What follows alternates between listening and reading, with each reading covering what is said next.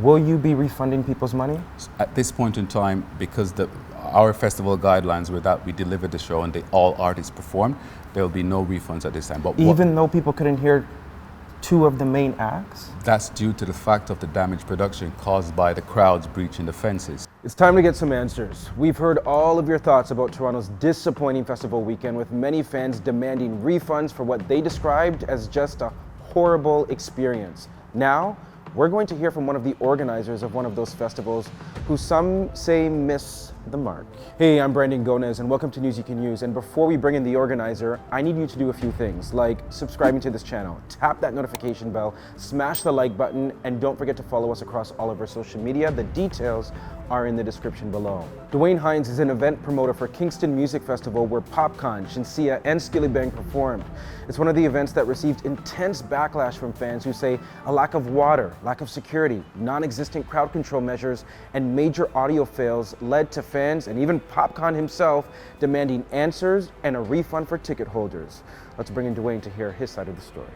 Dwayne Hines, event promoter for the Kingston Music Festival. Thanks so much for joining me. Thank you so much for having me, Brandon. There's a lot of people who have a lot of questions about what went wrong. Definitely. On Sunday. Definitely. What went wrong in your opinion? In my opinion, and what went wrong, and after all the planning that we've put together for this festival, countless months of organizing, I think the crowd became excited that the festival was finally happening. Mm-hmm. And you know, crowd mentality, they see something and then it just happened and it just trickled down to a series of events, and our safety measures kicked in. Our safety measures, Brandon, as you know, producing a festival like this is not just overnight. When the festival came to the table by the directors, they invited us to promote and produce the festival. They were looking at Cayman, London, England, other countries to have the festival, and they decided, and we convinced them Toronto was the city to be. We produced concerts and festivals inside Scotiabank Arena, Budweiser Stage, all Massey Hall, the Harder They Come with the Mervish when they produced that. We were involved. So now to see when we deliver this caliber of event here in Toronto and we see the turnout, we say to ourselves, wow, how did this happen when we put everything in place? Was the crowd too excited? Do we need to change the venues? And then we say, do we put an event like this in a Budweiser Stage? Do we put an event like this in the Scotiabank? But it's hard to convince these venues that our culture deserve these venues. And it's weird when I say this, but it's true because we tried. So are you saying that you were forced to hold it outside because certain venues in the city denied you guys the ability to use their space? 100%. So when you look at the situation, we can bring anything else and they'd love it, but our culture, when we look at it, we say, here's this festival. Can it be done here? The dates aren't available, this isn't available. So then we look at the venues that we've already did festivals like this, because we did a festival, we produced a festival in 2019 at the same venue, flawlessly. So how many years have you and your team been producing festivals? Over 15 years, and you've been at So you're not new to this? No, we're not new to this. We're not new to it. We've produced festivals across the world, across Ontario. You've probably been to some of our concerts, Movado. The thing is, we've brought festivals like this to Toronto before. We brought it to the heart of Rexdale in Woodbine Mall. So then what went wrong at Kingston Music Festival? Because we've heard from people, attendees who paid their hard-earned money to attend this festival. Apparently, the start time was extremely late. People came at the start time that you guys said, 1 o'clock when gates opened, but the first performer didn't go on stage until about 7-8 hours later. So What happened with the start time? So just to explain the start time, Brandon, and it's interesting that you said that. So when our gates open at 1 o'clock, or when our gates open at 1:30, our gates had to open at 1:30 to be exact, because what happened was that we did a secondary screening of the venue to ensure our security plans were in fully place. We have to distinguish between the showtime and the prime time audience. Showtime began at 3 o'clock. What our showtime is that our festival was the only festival that had 13 Canadian acts, opening acts. These opening acts are across Canada, from Montreal, which we showcase, so we give them a stage and an international stage to perform on. But you guys didn't even have a showtime list. Like the audience didn't even know what time your artists were supposed to hit the stage. So normally, what we do is that we had a showtime list that said 3 o'clock because we don't distinguish between our international acts and our opening acts. But the headliners, though, the headliners, people didn't even know what time the headliners were going to hit the stage. Because our showtime started at 3 and it flowed in, so we don't distinguish between, because they're all acts. So our showtime, our acts went on at 3 o'clock, and our main headliner started at 6, as planned. So what we don't list, because what happens is that if we differentiate the timing between the headliners to start and the opening acts, people don't see the opening acts. They don't want to see the opening acts because so this was intentional. It was intentional to ensure that the opening acts get an audience. That audience is a full audience because this is an international stage for everyone to perform in front of a crowd. So it gives our local acts or Canadian talent a grand stage to perform on. So that's why we don't distinguish between main set times or that, because we want everyone to get the opportunity to have a crowd stage. Okay, so let's talk about safety concerns. There were reports of many people fainting in the crowd. There were reports of people not being able to access water, that water bottles ran out. What happened to that? So what happened is this. Once, and this is a funny part, and it's not funny when I say when the people, and that's why there's two sides to a story. At 5 p.m. when the first breach happened, when the first crowd excitement happened, the first breach happened, the left side of the perimeter fencing for the general and VIP area was breached partially. Our security teams, they reacted. We had a rapid response security team. But how did that get breached? Because the patrons, they pushed it down. But was there not enough security to ensure that that fence would stay up? We had 250 security guards. We had 50 security guards. But how many people attended the festival? Currently at that time, we had 4,000 scanned in tickets. So it wasn't even half the crowd as yet. So those people, those specific patrons, pushed that area down and breached it. We then responded to that immediately. A half an hour after that, another section got breached due to crowd mentality. Once that section got breached, it became everyone from the GA breached that, so the fencing went down. Now, when the fencing went down, our next security protocols was to do security areas, because then the bars began looting. They started stealing cash from the bars and started stealing bottles from the bars. So the police, with our security mandates, had to close the bars down. Once the bars were closed down, the crowd started to rush, and the fencing that went down cut our fiber optics. So the fiber optics from the front of house that connected to the stage got destroyed. Our rapid response team, for the production team, tried to fix that, but the crowd that was stampeding, they erased it. So we had to bring in an outside technician who had to travel an hour and a half to try to bypass the fiber optic connection. It sounds like the blame is being put on the feet of people who were in general admission, who were eager to get closer to the stage. And one of the things is that safe to say? That is what you're saying? We're not passing the blame. We're just saying the crowd was excited. But one of the things that I want to address the water situation.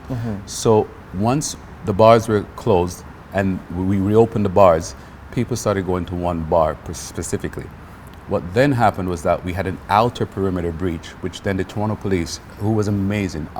One of the things that I want to say is that the Toronto police, several times our production crew said, this cannot go on. The Toronto police said, what can we do to ensure that these people still have a safe show?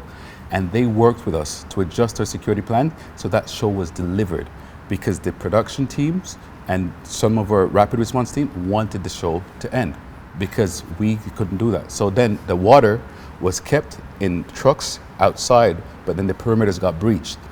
Once the crowd started rushing in again, they started to, again, and we have videos, but we don't need to be showing those videos, but the water was there in containers that needed to be brought inside, but for the safety of the people, the police had asked for us to close off that area. So you had enough water to supply the crowd? We had over 5,000 cases of water. And we have images now that we can show with the waters being in containment, but because of the safety and the fencing being torn down, they didn't want to bring anything inside. Understanding that, of course, some fans can get a bit rowdy and excited, but I was also in attendance at the festival, and in my point of view, there was not enough security to ensure the safety of the fences and so forth. Understanding you said there's 250 security guards. Right. but that was a packed place. Correct. And one of the things, and I want to address your situation there. So we are in attendance at the festival and we're directed. On our main communications channels, we had breaches being taking place at the far left backstage. The backstage was being breached. So when you have our requirement is to have a certain amount of security for a certain amount of people based on the city and bylaw. We had more than that. We also had 50 police officers outside. So once all those breaches are happening, we have to attend to every single breach that's happening to protect the crowd. That's why there was no more injuries. There's no anything was severe.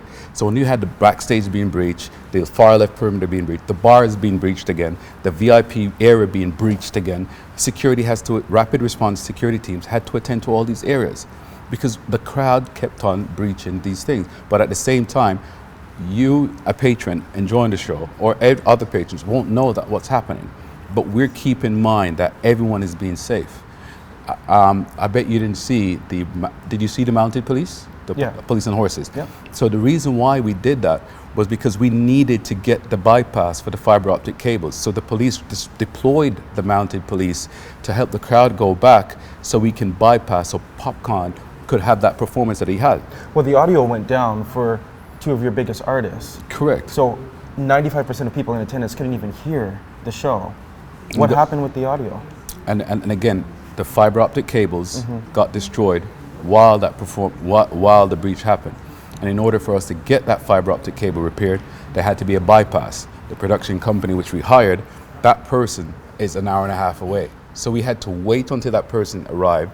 Then we had to escort him through the setup, and that's when the mounted police pushed the crowd back and then had him do the bypass. So what responsibility is your team taking about this? Understanding that, yes, there's a lot of factors at play, right? Understanding, I get that. But what is the responsibility on your team? Were you guys accurately prepared? Could you have done anything more? One of the things that we are taking into account right now is what else could we have done more? But with the So what could you have done more? That's the thing. There's nothing else we could have done more because that same setup was there when we in 2019 with our risk management, the insurance company, with more than that amount of people, and we did it. We executed flawlessly. But Dwayne, do you know that here for people in attendance who feel like they've had a horrible experience, that their money went down the drain, hearing that you say that there was nothing else you could have done, I don't know if that's going to sit well with people. No, it's not that we. What I'm trying to say is that it's not that we couldn't have done anything else more. What we're going to go back to the table now and doing with our risk management team is to see how do we improve. What else could we have? What other measures could have taken place? But one of the things that we are doing right now is that we are trying to provide more back for the city of Toronto, and we not only with our next best steps or next best interest, we are compensating on our next projects for them so they can see that you deserve these quality festivals. And how do you guys deserve these festivals? Help us to build these festivals with you. 100%. But as you're talking about showing the value to the city of Toronto, a lot of people who attended don't feel like they got value for their money. And as you know, you've probably heard there have been calls for refunds. That is correct. Will you be refunding people's money? At this point in time, because our festival guidelines were that we delivered the show and all artists performed, there will be no refunds at this time. But even though people couldn't hear two of the main acts? That's due to the fact of the damaged production caused by the crowds breaching the fences. So we can't, it's the productions team to ensure that the shows were delivered, and we tried to deliver, but fences being breached outside of the producer's control, that isn't our fault because we have set up these mechanisms to ensure that these things get delivered. You guys have offered ticket goers a 50% discount for next year's festival. That is correct. Do you think that's enough? But we have more to come. There's more to come for festival goers because again, we produce concerts. A lot of the concerts that are happen in this city are produced by us. Right. People don't know because we don't definitely go up front to say what we're producing. So you'll be seeing more pop-ups happening to compensate for our Kingston Festival viewers. But again, we aren't blaming our patrons. Our patrons were just excited that this festival was happening. But what we want our patrons to understand is that the producers, the promoters, all made sure that all these things were in place to protect them months and months before, and they were just all happening to protect them at the same time. So it seemed overwhelming. While they may not have had a show which was promised based on what was advertised, but their safety was their primary concern. Popcaan went on stage and he had a few choice words. He cussed you guys out. Because the promotion are fuckery. So you wanna know? You see when you book superstar band show, make sure you fix every bum buckler thing, right? We weren't going to address this, but one of the situations, and I'm addressing this as not only has worked with Popcaan, but has provided Popcaan with his first visa to ever enter to Canada many years ago while he performed at Sound Academy. Second time while he performed at Rebel. The third time while he performed with Spice at the International Center. So we have given Popcaan his Canadian opportunity many, many times. Now, when you pay an artist 150,000 US, which is 22.5 million Jamaican, 210,000 Canadian. Is that how much you got paid for this performance? That is correct. Provided him with a private jet to get here, to tout him as the main artist, and he's riling a crowd up to ask for a refund and to blame the producers, which wasn't our fault. Are you going to give back your performance money that you got paid? Remember, we have to pay our staff, 550 staff. Are we going to take back their pay because you riled up consumers to refund? We can't do that. They have to feed their families the same way you took that money to feed your family in Jamaica or your friends in Jamaica. Totally understanding that point. Totally understanding that what you're saying. But at the end of the day, it is your show. And it was our show. It was our culture show. It was our culture show and Toronto's show to show the world that we can have these festivals. Now, I want to clear up something really quickly, sorry, because it's very important that I do so, because there is a rumor that's circulating online that the investors for this show are not black, that they're Italian. Is that something you'd like to clear up? I'd like to clear that up 100%. So the investor of this show is a group, a board of directors, a corporation. There's no one individual or two individuals. A conglomerate of individuals of a diverse mixed race are what's funded this show. So is this show owned by, who's it owned by? Is it owned by black people? This show is owned by black people and produced by black people. And the investment board is of a diverse genre. Italian, the last time I checked, when they were paying the people were paying the paychecks, I didn't see one Italian. So the rumors, there's too many rumors that are happening. Well, I'm glad you're clearing that up, because that's why I wanted to have this conversation. Sure. I think it's important to clear this up. But this festival is owned, the funny thing about it, that this festival is owned by Jamaicans who are diaspora and is being delivered, and they deliver these projects all over the world.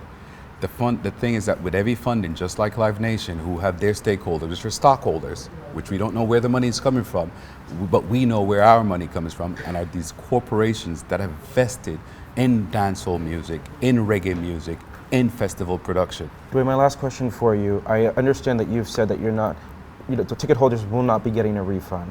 So what message do you have to ticket holders who are going to hear this and who are still going to be extremely upset and frustrated? You don't have to tell me, I want you to tell them.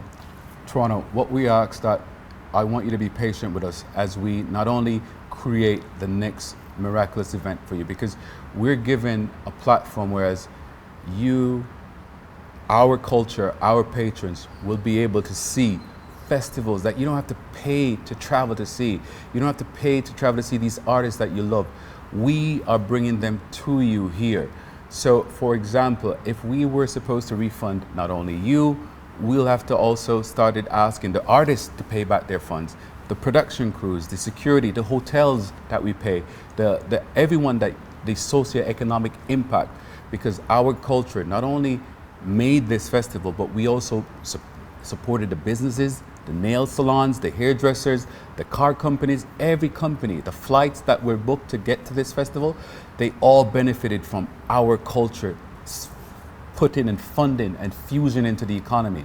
So what we're going to do now, Toronto, is that we're going to show the city, we're going to show the people who said this couldn't be done, that we can produce bigger and better festivals with your input and your support.